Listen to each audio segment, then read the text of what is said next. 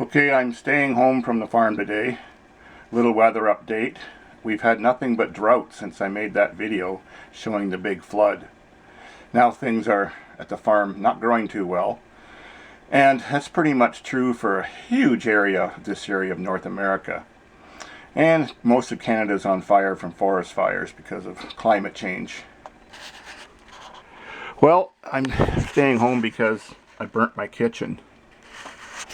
Had a pot sitting there, cooking oil, didn't turn the knob quite off all the way when I turned it from medium, which I thought I was turning it to off, but instead I turned it to high. Maybe I'm just getting old.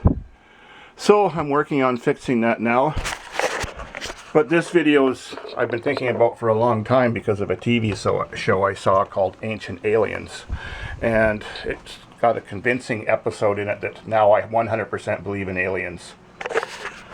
Well, here's my kitchen now, doing some drywall mudding, got all the black stuff off the paint.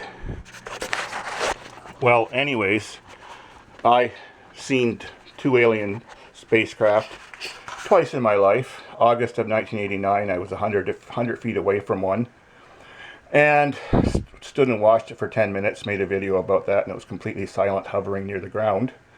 And then in 2021 September, me and my girlfriend witnessed 4 pink orbs over the horizon near Lake Huron, and we watched them for about 5 minutes before they disappeared, and one went in reverse, which showed me it wasn't something that was man-made.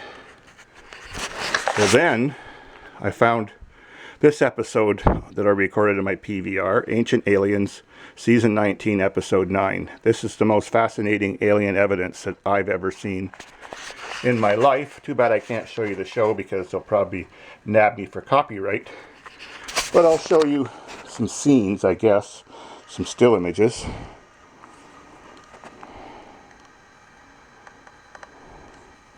Let me pause this or speed it up. Well, oops.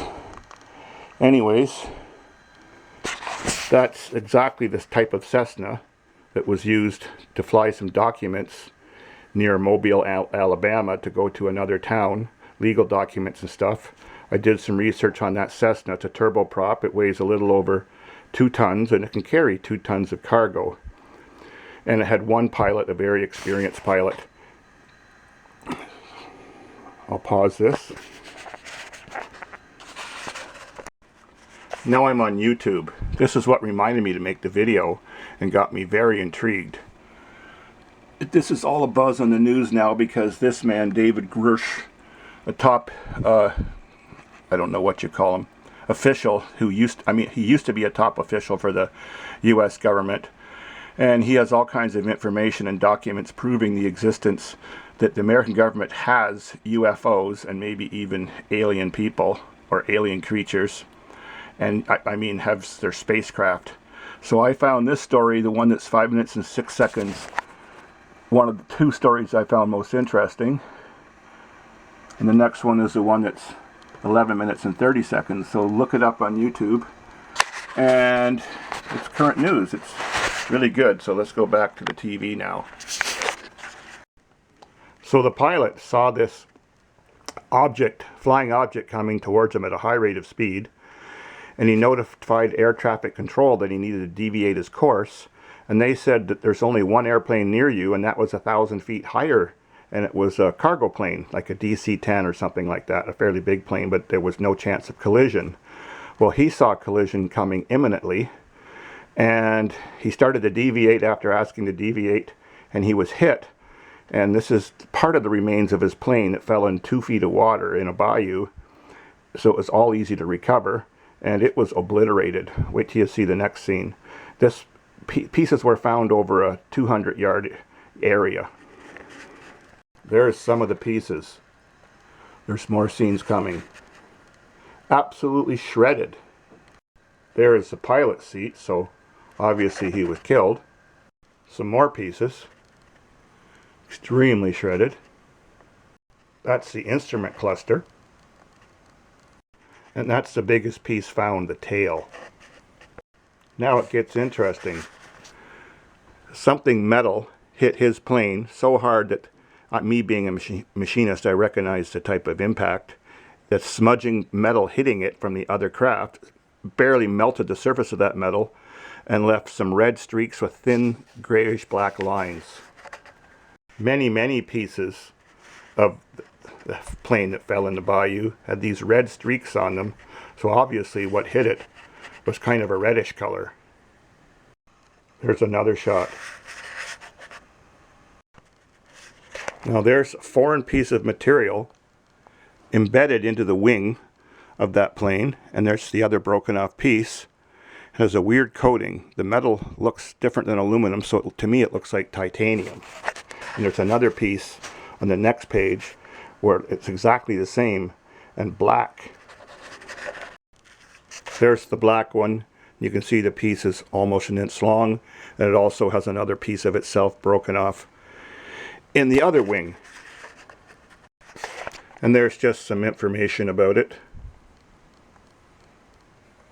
And still to this day, there's no explanation whatsoever hit that airplane and took it down, because no other airplane was ever found. No other debris from another airplane except for those two pieces in the wing.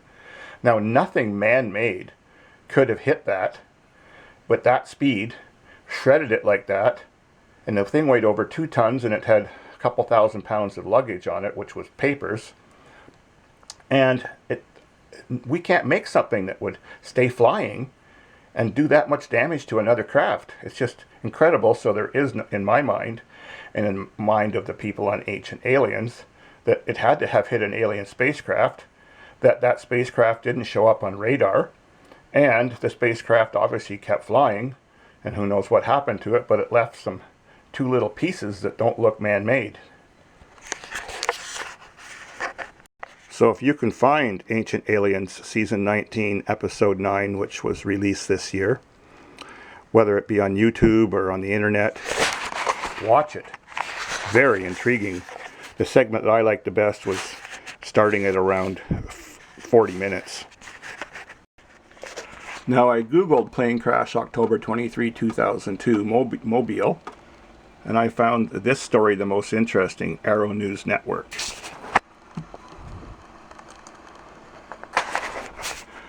Same type of plane. So if you find this story interesting, look up this on Google and read this minute-by-minute story of exactly what happened. And it's very good.